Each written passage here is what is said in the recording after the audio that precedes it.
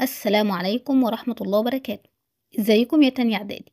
انا مس سارة ومكملة معاكم شرح منهج تانية اعدادي 2026، ودي الحصة السادسة لينا مع بعض. طبعا احنا خلصنا شرح موديل اللي هو الوحدة الاولى، متبقي بس ان احنا نحل التمارين. فالنهاردة هنحل تمرين الوحدة الاولى من كتاب برافو كلها مع بعض. فيلا نسمي الله ونبدأ بالسؤال الاول. والسؤال الأول عندك وثيقة، عايزين نقرأ الوثيقة دي مع بعض وبعدين ننزل نحل الأسئلة. طب الأسئلة عندي كام سؤال؟ عندك 6 أسئلة، 3 اختيارات و3 ضع علامة صح أو خطأ. نقرأ الأول وثيقة ونترجمها مع بعض. صليم فرير سامي. مرحبا يا أخي سامي. مين اللي بعت الإيميل ده؟ اللي بعته ياسين. بعته لمين؟ بعته لأخوه سامي. بيقول له إيه؟ كومو سافا، كيف حالك؟ أنت عامل إيه؟ جاشيت تو سوكو فو ديموندي، انا اشتريت لكم كل اللي طلبتوه. تيشيرت ا مون بير، تيشيرت لبابا. ان روب افلير ا مامير، فستان مشجر لماما. كوستيم نوار اتوا، بدلة سودا ليك. اشميزيه بلو ا ماسير هند، وبلوزة زرقاء لاختي هند. في الاخر قال له ياسين.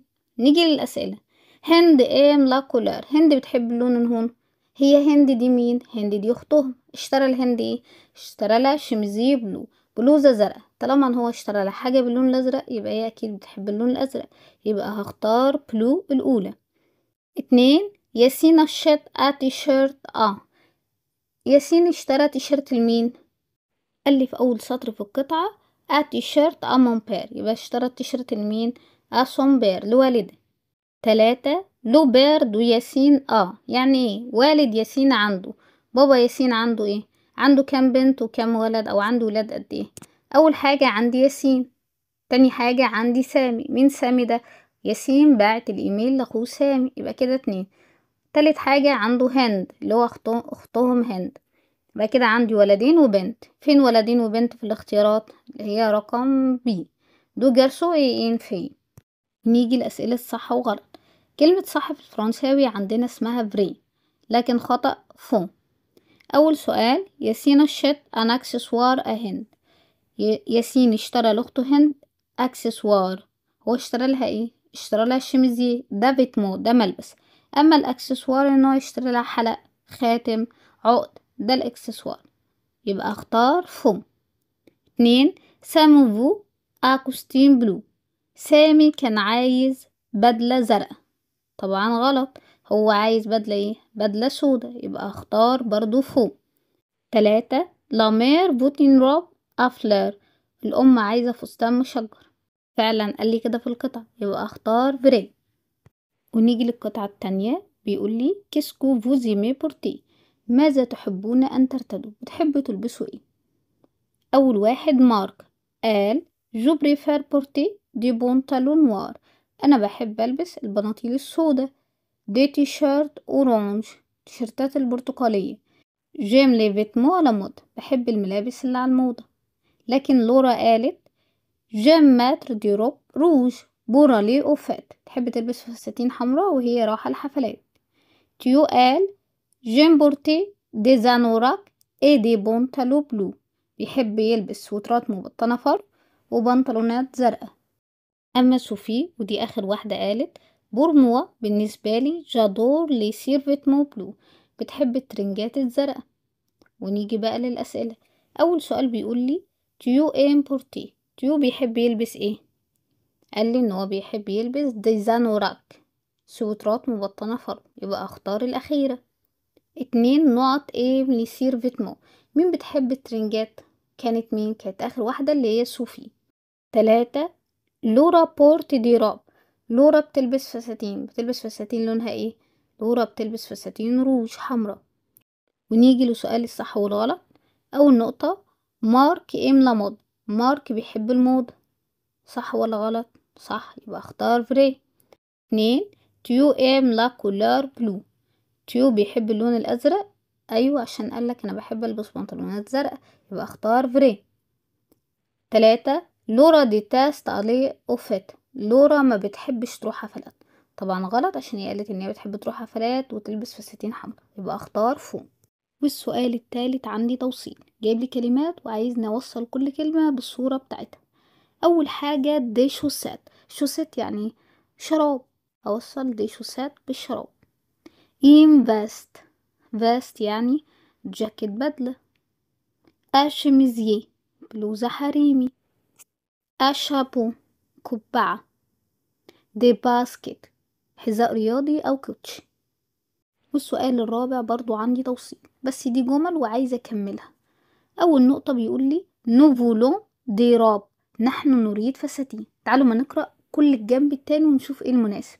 هقول اليونيفورم ملهاش علاقة. فير سبور هنلبس فساتين نمارس بيها رياضة، ده خطأ طبعا. مون اكسسوار بريفيري، الفساتين دي اكسسوار مفضل، غلط. الفساتين فيتمون ملابس مش اكسسوارات. بورت اتي شيرت برضو مش نافع. يبقى نوفولو دي روب افلار، عايزين فساتين افلار مشجرة. 2 اوكولاج في الجامعة. ليزيلاف بورت، التلاميذ بيلبسوا ايه في الجامعة؟ بنلبس ايه؟ يونيفورم. هو اي نعم احنا في الجامعة بنلبسه كلنا زي بعض، بس هي الوحيدة اللي يعتبر تنفع عندي هنا. رقم 3 جوبورت دي باسكت بور، انا برتدي باسكت الكوتشي او الحذاء الرياضي بور، عشان اعمل ايه؟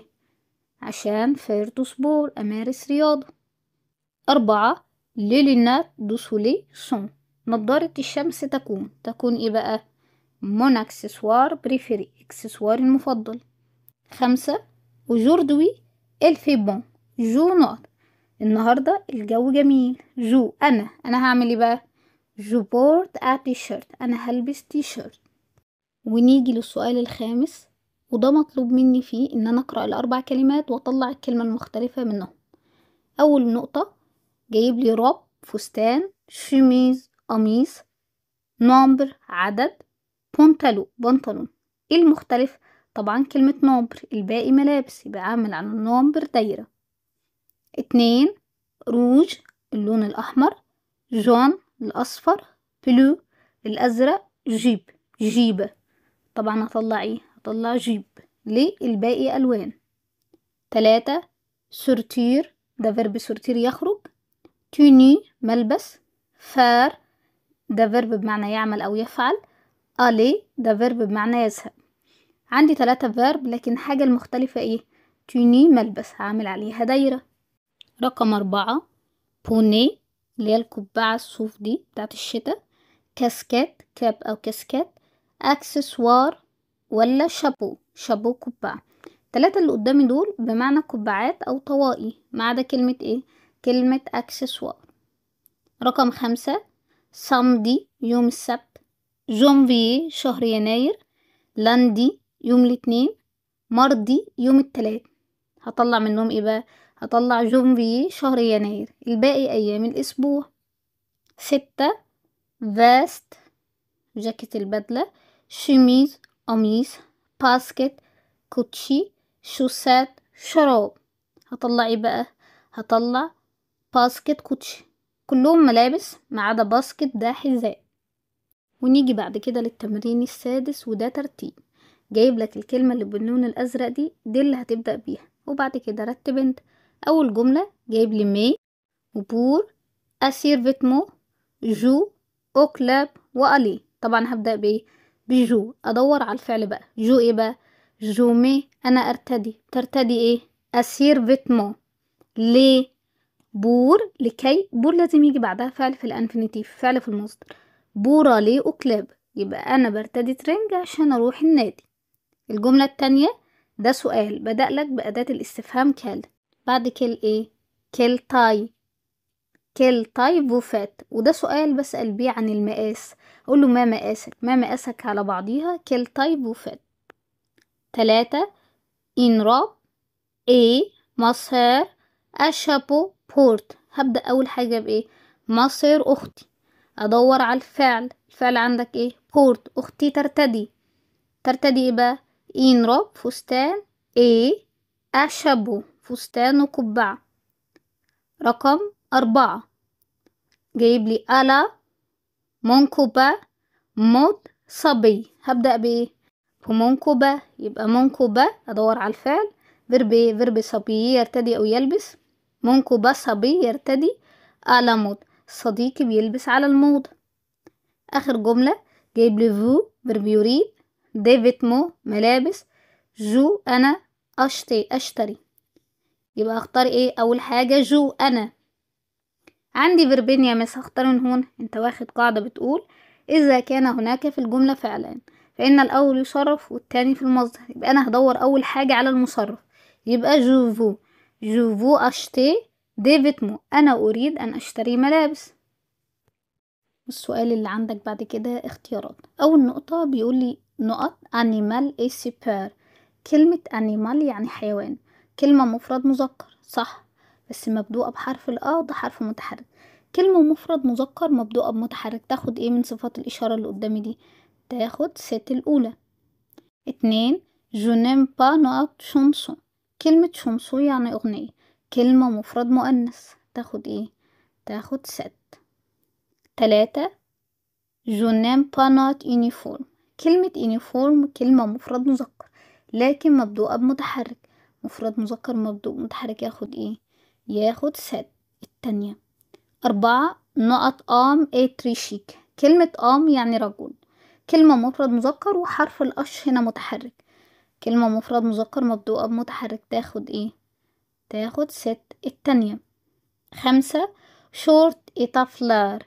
شورت كلمة مفرد مذكر بس مبدوءة بحرف الاس وده حرف ساكن تاخد ايه؟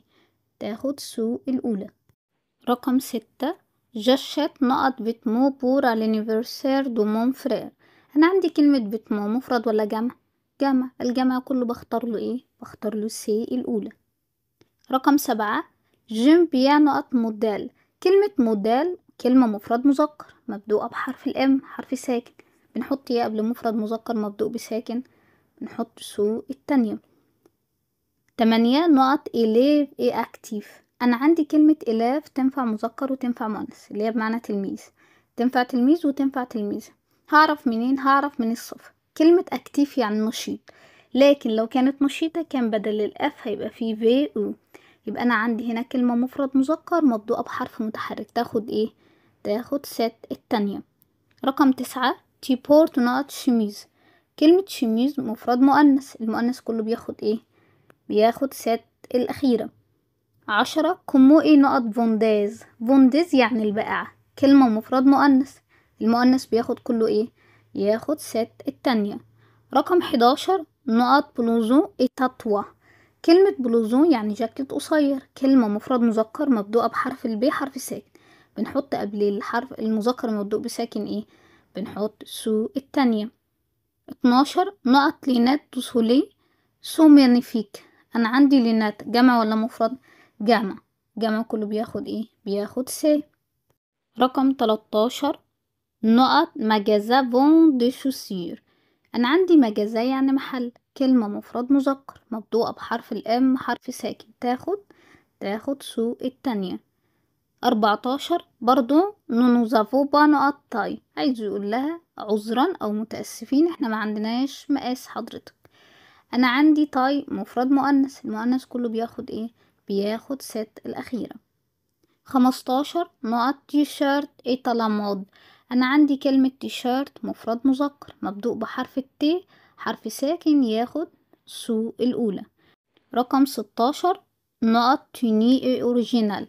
كلمة توني ملبس وكلمة مفرد مؤنث، المؤنث كله بياخد ايه؟ ياخد ست الأخيرة. 17 جيم بيكون نقط كولار. كلمة كولار يعني لون وكلمة مفرد مؤنث، المؤنث برضو كله بياخد ايه؟ ياخد ست التانية. ونيجي للسؤال التاسع وأول نقطة بيقول لي مون فرير بيل. أخويا عنده بلوفر. كلمة بيل مذكرة ولا مؤنثة؟ مذكرة، يبقى أنا محتاج صفة مذكرة. أنا يمس التلاتة اللي عندي في الاختيارات بينتهوا بحرف الإيه. أعمل إيه بقى؟ أنا متفقة معاك إن إحنا عندنا 5 صفات ألوان بتنتهي بحرف الأو، تنفع مذكر وتنفع مؤنث. إيه هما؟ عندي أورانج، روج، روز، جون، بيج. إيه منهم في الاختيارات؟ عندي روج يبقى اختارها. 2 ساندي بورت بلوزون. ساندي بتلبس جاكيت. انا عندي بلوزون مذكرة، محتاج صفات للمذكرة. ايه اللي عندي مذكرة؟ عندي نوار الأولى. 3 جوز شوازي اسير فيتمو. انا اخترت ترنج. كلمة ترنج مذكرة ولا مؤنثة؟ مذكر، محتاج صفة لون مذكرة. ايه المذكر اللي عندك؟ عندي جري الأخيرة. 4 سي مونتون نقط سوسيبار. أنا عندي سي مونتون، مونتون جمع ولا مفرد؟ جمع، وجمع مذكر يا مس. هاتيلي صفة لون جمع مذكر. ايه اللي عندك جمع مذكر؟ عندي نوار الأخيرة. رقم 5 لون فو بورد دي شوسات. الطفل بيرتدي شراب. كلمة شراب جمع عشان بتبقى فردين. جمع ايه بقى؟ جمع مؤنث، يبقى أنا محتاج صفة لون جمع مؤنث. ايه الجمع مؤنث اللي عندك؟ عندي بلونش التانية. رقم 6 البورت اكوستيم. كوستيم يعني ايه؟ بدلة، مفرد مذكر، محتاج صفة لون مفرد مذكر. كل اللي عندي يا مس بينتهي بحرف الاو. اعمل ايه بقى؟ دور على واحدة من الخمسة، اما اورانج، روج، روز، جون، بيج. اللي موجود عندي جون. 7 جاشيت ابيل. بيل اللي هو بلوفر، مذكرة. ايه اللي عندك مذكر؟ عندي فير الأولى. 8 الاشيت دي شوسير. كلمة شوسير يعني حذاء. جمع ايه؟ جمع مؤنث. الجمع المؤنث عندك؟ عندي نوار التانية. 9 ما مير ا اون جيبا فلور. امي عندها جيبة مشجرة. هنا اعمل ايه؟ لا، هنا لاحظ ان احنا قايلين ان بعد افلير لازم تيجي صفة لون جمع مؤنث. طب كلمة جيب مفرد يا مس، ماليش دعوة بجيب، انا ليا بالتشجيرات. تشجيرات لونها ايه؟ محتاج صفة لون جمع مؤنث. ايه الجمع المؤنث عندك؟ عندي بلونش الاولى. رقم 10 مصر ادي بونتالو. كلمة بونتالو جمع ولا مفرد؟ جمع، وجمع مذكر. الجمع المذكر عندك؟ عندي بلو التانية. 11 جوليا نيم بالي فيست. كلمة فيست جمع مذكر ولا جمع مؤنث؟ جمع مؤنث، يبقى اختار جريزي الأخيرة. 12 جاشت اون شميز. كلمة شميز ايه؟ مفرد مؤنث. ايه اللي عندك مفرد مؤنث؟ عندي بلو التانية. 13 البورت اون بلوز. كلمة بلوزة مذكرة ولا مؤنثة؟ مؤنثة. ايه المؤنث عندك ومفرد؟ عندي روج الأخيرة. 14 إلى شيت شورت. كلمة شورت مذكر ولا مؤنث؟ مذكر. إيه اللي عندك مذكر؟ عندي بلو الأولى. 15 إلى ضراب. كلمة راب فساتين مؤنثة ولا مذكرة؟ جمع مؤنث. إيه الجمع المؤنث اللي عندي؟ عندي فيرد الأولى. 16 إلى شيت ديزانوراك. كلمة أنوراك جمع مذكر ولا جمع مؤنث؟ جمع مذكر. إيه اللي عندي جمع مذكر؟ عندي اورانج. هي اورانج جمع يا مس؟ ايوه جمع. احنا اتفقنا ان اورانج لا بتتأنس ولا بتتجمع. اول ما الاقيها في الاختيارات اختارها على طول. هي ومين بقى؟ هي ومارو. 17 مون فرير ادي شميز. كلمة شميز جمع مذكر ولا جمع مؤنث؟ كلمة شميز جمع مؤنث، يبقى محتاج صفة لون جمع مؤنث. ايه الجمع المؤنث اللي عندك؟ انا عندي يا مس بلو ودي جمع مذكر، وعندي نوار جمع مذكر، وعندي مارو مفرد. لا، احنا اتفقنا ان مارو لا بتتأنس ولا بتتجمع، يعني بتنفع مفرد مذكر، مفرد مؤنث، جمع مذكر، جمع مؤنث، يعني بتنفع في كل الاحوال. يبقى هختار هنا ايه؟ هختار مارو. رقم 18 رنا ادور لو تي شيرت. رنا تعشق التيشيرت. كلمة تيشيرت مذكرة ولا مؤنثة؟ مذكرة. ايه المذكر اللي عندك؟ عندي فير الأخيرة.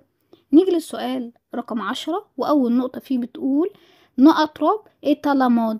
عايز يقول الفستان على الموضة. كلمة راب مذكرة ولا مؤنثة؟ مفرد مؤنث ومبدوء بحرف الآر، حرف ساكن. مفرد مؤنث مبدوء بساكن، ياخد ايه من الاختيارات دول؟ ياخد ما ولا مون ولا صن؟ ياخد ما. 2 نقط شوسات سومارو. كلمة شوسات جمع ولا مفرد؟ جمع. ايه اللي من الاختيارات عندك جمع؟ عندي سي الأخيرة. 3 بيقول كلي نقط تيني بريفيري. كلمة تيني مذكرة ولا مؤنثة؟ كلمة تيني مؤنثة. مؤنثة مبدوءة بحرف الت، حرف ساكن. اسمه مفرد مؤنث مبدوء بساكن، ياخد ايه؟ ياخد طاء. 4 نقط شميز ايه تري شيك. كلمة شميز مؤنثة ولا مذكرة؟ مؤنثة مبدوءة بحرف السي، حرف ساكن. اسم مفرد مؤنث مبدوء بحرف الساكن، ياخد ايه؟ ياخد فوتر. رقم 5 نقط يونيفورمي تان بونتالو بلو اي ان شميز جريز. كلمة يونيفورم مذكرة ولا مؤنثة؟ كلمة يونيفورم مذكرة. مذكر ياخد ايه؟ ياخد مون. رقم 6 وي نقط ساك. عايز يقوله أين شنطتك. كلمة ساك شنطة ومفرد مذكر، تاخد ايه؟ تاخد طن. وي طن ساك. رقم 7 كومبيان كوت نقط كوستيم. كلمة كوستيم بدلة ومفرد مذكر. مفرد مذكر ياخد ايه من اللي عندك؟ عندي النون الأولى دي جمع، والفو التانية دي جمع، عندي الأخيرة فوتر. يبقى هقول له كومبيان كوت فوتر كوستيم.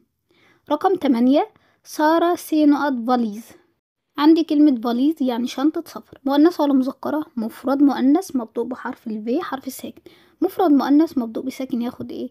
ياخد طا. رقم 9 كيل سو نوت اكسسوار بريفيري. كلمة اكسسوار جمع ايه؟ جمع مذكر، هختار فو الأولى، هي الوحيدة اللي عندي جمع. رقم 10 نقط لوك بريفيري سكوا. كلمة لوك مذكرة ولا مؤنثة؟ كلمة لوك مذكرة، هختار ايه بقى؟ هختار تون لوك بريفيري سكوا، يعني لوكك المفضل بيكون ايه. السؤال اللي بعد كده عندي مفروض اختيارات بس كله على تصريفات الافعال، فانا اسيبهولك تحاول فيه لوحدك لانه سهل جدا ومعتمد بس على ان انت حافظ تصريف الفعل. لكن السؤال اللي بعد كده برضو على تصريفات الافعال، بس هنا مفيش اختيارات، هو طالب منك تصرف الفعل وتكتبه لوحدك. واول نقطة عندي بيقول لي بورا لي اوترافاي عشان تروح العمل، ايه وجايب لي فيرب ماتر بين قوسين ان شميز. عايز نصرف فيرب ماتر مع ايه؟ مع الضمير ايلي. تصريف ماتر مع الايل ايه؟ ايل مي. تاني نقطة كسكوتي نقط aujourd'hui جايب لي فيرب بورتي بين قوسين، مفروض اصرف فيرب بورتي مع ايه؟ مع التي. فيرب بورتي مجموعة اقول هحذف الاي ار والنهاية مع التي او اس، يبقى كسكوتي بورت aujourd'hui ماذا ترتدي اليوم او ماذا تلبس اليوم. رقم 3 كسكو فو نقط جايب لي هنا فيرب مين؟ فيرب فولوار، عايزني اصرف فولوار مع الفو. فولوار مع الفو ايه؟ فولي، يبقى كسكو فو فولي ماذا تريدون. رقم 4 نو وجايب لي فيرب بروندر بين قوسين لاجيف فيرد. عندي فيرب بروندر مع النو بيبقى ايه؟ نو برينو. 5 إيل أشت ديفيد مو ألامود جايب لي فيرب أشتي بين قوسين وعايزنا نصرفه مع الإلافيك اس. فيرب أشتي مجموعة كام؟ مجموعة أول، النهاية مع الإلافيك اس ايه؟ او ان تي، يبقى إيل أشت ديفيد مو ألامود، هما بيشتروا ملابس على الموضة. آخر نقطة علي ايه أحمد جايب لي فيرب بوفوار الي او مجازة. فيرب بوفوار اللي هو يستطيع، هصرفه مع الإلافيك اس هتبقى ايه؟ علي ايه أحمد باف الي او مجازة. السؤال ده جايبهولي في الكتاب 10 نقاط، حليت لك انا منهم 6 اتبقى 4، وريتك احنا بنحل ازاي. هسيب لك ال4 تحلهم لوحدك وتكتب لي الحل في الكومنتات. والسؤال اللي بعد كده عندي اختيارات. اول نقطة بيقولي 60 راب. كلمة راب مذكرة ولا مؤنثة؟ مؤنث، عايز صفة مفرد مؤنث يبقى اختار فيوليت الأخيرة. رقم 2 نو نقط ديفيد مو ألامود، هصرف فيرب أشتي مع النو، النهاية مع النو ايه؟ او الناس، يبقى اختار الأخيرة. 3 كوت ساد فاست، يعني كوت. عندك سؤال السعر، عشان تسأل على السعر بتسأل بيه كومبيان كوت. رقم 4 سينوات أنوراك. كلمة أنوراك مذكرة ولا مؤنثة؟ مذكر، مبدوءة بمتحرك يا مس. احنا في المذكر ما بنبقاش محتاجين نعرف إذا كان مبدوءة بساكن أو متحرك، هي مذكرة بس. هتختار لها ايه؟ هختار لها مون، يبقى سيمون أنوراك يعني هذا سويتري، السويتر بتاعي. اللي بعدها جوفو أشتي نقط بلوزون. كلمة بلوزون مفرد مذكر، مفرد مذكر مبدوء بحرف الب حرف ساكن، ياخد ايه من صفات الإشارة؟ ياخد السو الأولى. اللي بعدها بيقول لي نقط فاتي بور أشتي دي فيتمو، أنت تذهب لكي تشتري ملابس، يبقى هقول ايه؟ هقول او فاتي بور أشتي دي فيتمو، أين تذهب لكي تشتري ملابس. آخر نقطة لوروج اي ما كولار نقط، عايز يقول إن اللون الأحمر ده لوني المفضل. كلمة كولار مذكرة ولا مؤنثة؟ مؤنث، محتاج صفة لون مفرد مؤنث. ايه اللي عندك مفرد مؤنث؟ عندي بريفيري التانية. السؤال اللي بعد كده عندي اختيارات بس كله على الاستفهام.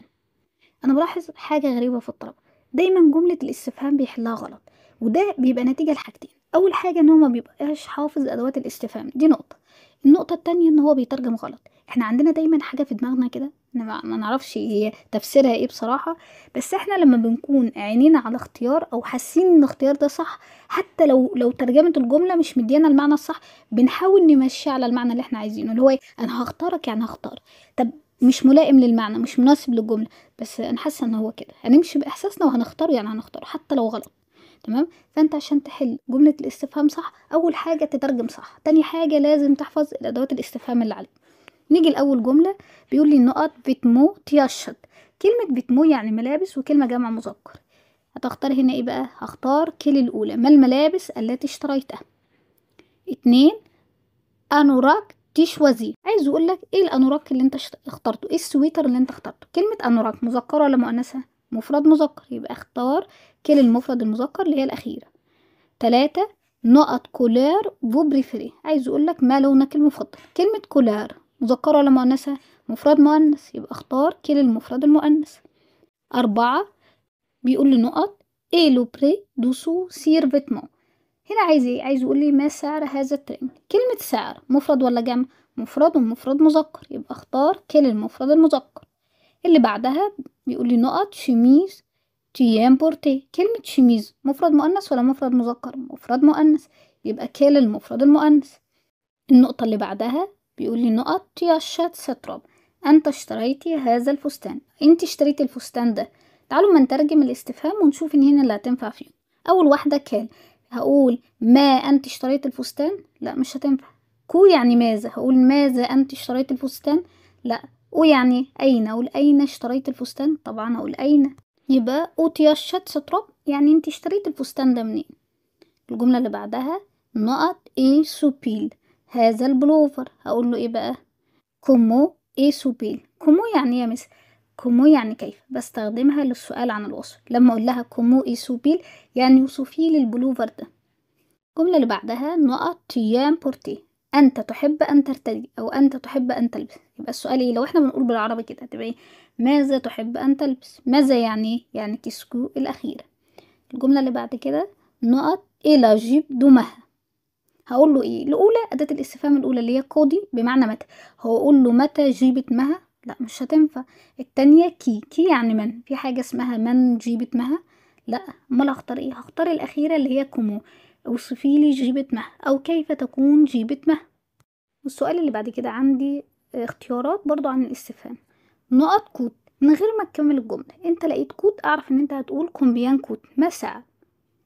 2 نقط ايه تا نوفيل توني. نوفيل توني يعني ملبسك الجديد، هقول له ايه بقى؟ اوصف لي ملبسك الجديد او كيف يكون ملبسك الجديد. اختار ايه بقى؟ كومو. كومو ايه تا نوفيل توني. 3 نقط ايه لو مجازادو فيتمون. مجازادو فيتمون يعني محل الملابس. بالفهم كده يكون محل الملابس، بقوله اين يكون محل الملابس. اين يعني اين يعني او الاخيره. 4 نقط تيمي سيت فاست انت ترتدي هذا الجاكيت. يبقى ايه؟ لماذا ترتدي هذا الجاكيت؟ بوركوا. اللي بعدها نقط تياشت تي اكسسوار انت تشتري الاكسسوارات. يبقى اقول له ايه بقى؟ اين تشتري الاكسسوارات يعني انت بتشتريها منين. اين يعني او. بعدها نقط تيمي بور لافيت انت ترتدي للحفلة. يبقى ماذا انت ترتدي للحفلة. ماذا يعني كيسكو تيمي بور لافيت. رقم 7 نقط لوك تي بريفير اللوك اللي انت بتفضله. كلمة لوك مذكرة ولا مؤنثة؟ مذكرة ومفرد، اختار كل الأولى. والسؤال اللي بعد كده عندي ده سؤال بفكرة مختلفة، يعني كل اللي حليناه اللي فات كان عبارة عن اختيارات قطع حاجات من كده، لكن ده سؤال بفكرة مختلفة. ده طالب مني تروف لا كيستيو أجد السؤال. يعني جايب لك إجابة وانت اللي هتعمل عليه سؤال. ده ممكن نصنفه من أرخم الأسئلة شوية. محتاج الطالب يبقى بيعرف يكون جملة، ومحتاجة كمان تكون حافظ برضو أدوات الاستفهام. تعالوا ما نجرب مع بعض كده. أول نقطة بيقول لي ما تاي ايه كاروند، مقاسي بيكون 40. يبقى هو كان بيسأله على مقاسه، هيقول له ما مقاسك. ما يعني ايه أداة الاستفهام اللي بمعنى ما؟ كل وأخواتها. كلمة تاي مذكرة ولا مؤنثة؟ مفرد مؤنث، يبقى كل تاي فوفات مقاسك عامل كام أو ما مقاسك. وده يعتبر سؤال ثابت أو محفوظ يعني احنا حافظينه. 2 جبرو لا شميز روج أنا هاخد القميص الأحمر. يبقى يسأله يقول له ايه؟ ماذا تأخذ؟ انت هتاخد ايه؟ ماذا يعني عندي 3 أدوات استفهام بمعنى ماذا. عندي كيسكو وكو وكوا، هستخدم منهم ايه؟ نستخدم كيسكو. ادي كيسكو ماذا، نحط بعديها الفاعل. الفاعل هيبقى ايه؟ بدل الجو هتبقى تي. كيسكو تي برون ماذا انت تأخذ. رقم 3 بيقولي ساتراب كوت ان الفستان ده بيتكلف 150 جنيه. انا عايزة اسأل عن السعر. لسه قايلين فوق ان السؤال عن السعر اسمه ايه؟ اسمه كومبيان كوت. يبقى هقول له كومبيان كوت ساتراب ما سعر هذا الفستان. رقم 4 ما كولار بريفيري ايه لو مارو لون المفضل بيكون اللون البني. يبقى انا عايزه اقول له ما لونك المفضل. ما لونك المفضل ايه؟ كلمه كولار مفرد مؤنث، يبقى استخدم كل المفرد المؤنث، يبقى كيلي تا كولار بريفيري. رقم 5، جو مي ا شورت بور الي او كليب. انا بلبس شورت عشان اروح النادي، يبقى انا هقول له ماذا ترتدي وانت رايح النادي؟ ماذا يعني كيسكو؟ انت تي ترتدي مي كيسكو تي مي بور الي او كليب.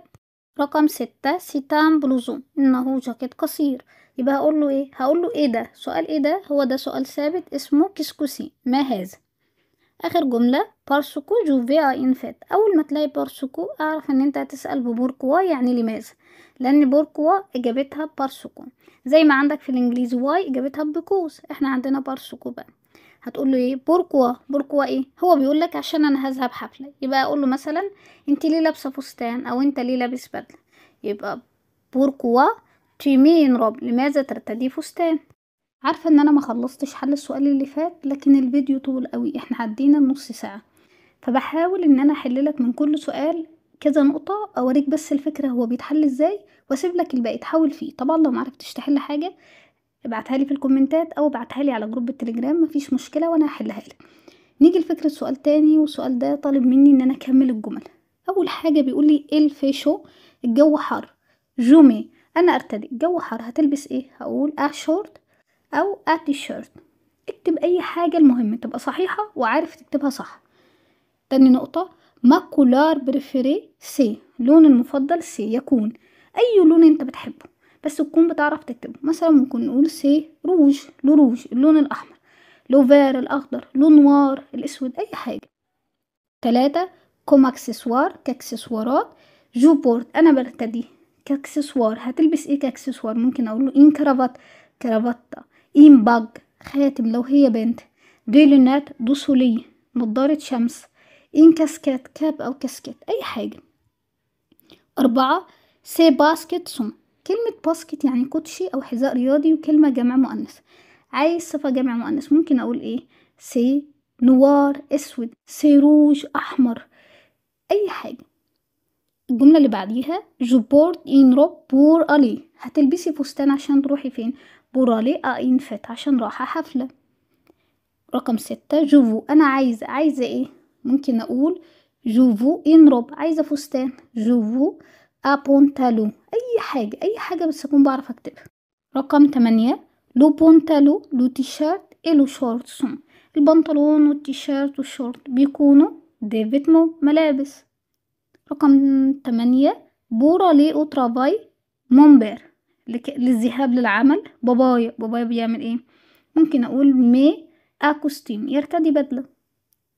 9، سات جيب كوت، الجيبة دي تتكلف، تكلفتها كام؟ اكتب اي رقم واكتب جنبه النقطة اي، يعني جنيه مصري، لافر ايجيبسيان، اقول مثلا 150 لافر ايجيبسيان، جنيه مصري.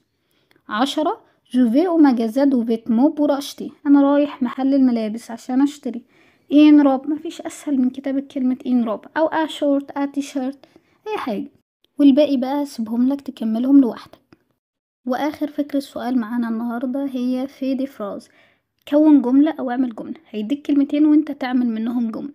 تعالوا ما نشوف اول جملة. جايب لي فيرب بورتي ونوار، بورتي يعني يرتدي، ونوار اسود، انا ممكن اقول انا بلبس حاجة سودة، الحاجة دي ممكن تكون فستان، جيبة، شورت، تيشيرت، اي حاجة. هقول انا يعني جو، صرف فيرب بورتي مع الجو يبقى جو بورت. تلبس ايه بقى؟ تيشيرت نوار، بس كده. 2، يونيفورم وكولاج، هقول انا بلبس يونيفورم عشان اروح الجامعة، يبقى جومي انا ارتدي، يونيفورم بورالي وكولاج. 3، تاي فات، ده سؤال المقاس، ممكن اقوله كيل تاي فو فات، وممكن ارد اقول مثلا ما تاي فات، مقاسي بيكون كذا. 4، فيرب اشتري وفيتمو، هقول انا بشتري ملابس، هقول جاشات دي فيتمو. رقم 5، بوني واكسسوار، بوني اللي هو الايس كاب، وعندي الاكسسوار ليه اكسسوار، ممكن اقول ان انا بلبس بوني كاكسسوار، يبقى جومي ابوني كوم اكسسوار. جايب لي فيرب فولوار، اخر واحده جايب لي فيرب فولوار وبيل، فولوار يعني يريد، اقول جوفو ابيل انا عايز بيل اللي هو بلوفر. كده اقدر اقول ان انتهى الفيديو بتاعنا النهارده. بعتذر ان الفيديو طول شويه، وده لان ما شاء الله كتاب برافو جايب كم اسئله كتير جدا عشان يقدر يدربك على الاسئله.